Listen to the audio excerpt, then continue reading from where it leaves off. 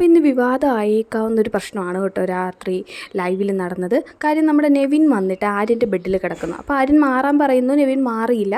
അത് കഴിഞ്ഞ് നെവിൻ മാറുന്നു. അപ്പോഴത്തേനും ആ ബെഡിൽ വന്ന് വീണ്ടും റെന കിടക്കുന്നു. ആര്യൻ എന്ത് ചെയ്തു, വന്നിട്ട് റെനയോട് ഒന്നും പറയാതെ റെനയുടെ മേത്തേക്കൊരു കിടപ്പായിരുന്നു. അപ്പോൾ റെന പെട്ടെന്ന് ഞെട്ടിപ്പോയി ചാടി എണീറ്റു മാറിക്കൊടുത്തു.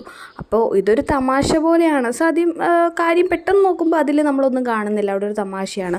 പക്ഷേ റെന പിന്നീട് ബിനിയോട് പറയുന്നുണ്ട്, റെന ഞെട്ടിപ്പോയി, അങ്ങനെ വന്ന് കിടക്കുമെന്ന് വിചാരിച്ചില്ല, ഫീൽ ചെയ്യുകയും കരയുകയൊക്കെ ചെയ്യുന്നുണ്ട്. കാര്യം ആര്യം ചെയ്തത് ഒരു തെറ്റാണ്. കാര്യം ആ കുട്ടിയുടെ സമ്മതമില്ലാതെ ആ കുട്ടിയുടെ മേത്ത് കയറി കിടന്നു.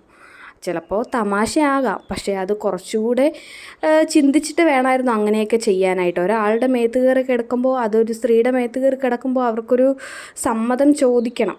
അവരുടെ കൺസെൻറ്റ് ഇല്ലാതെ അവരുടെ മേത്ത് നേരെ കയറി കിടക്കുക എന്ന് പറയുന്നത് തെറ്റായിട്ടുള്ള കാര്യമാണ്. പിന്നെ തന്നെ ചെയ്തതും തെറ്റാണ്. കാര്യം ആര്യൻ്റെ സമ്മതം ഇല്ലാതെ ആര്യൻ്റെ ബെഡിൽ കയറി കിടന്നു. അതൊരു തെറ്റ് തന്നെയാണ് റെന ചെയ്തത്. അത് ആര്യന് വേണമെങ്കിൽ ചൂണ്ടിക്കാണിക്കാം. പക്ഷേ ആര്യൻ ചെയ്തത് അതിനേക്കാൾ വലിയൊരു തെറ്റാണ്.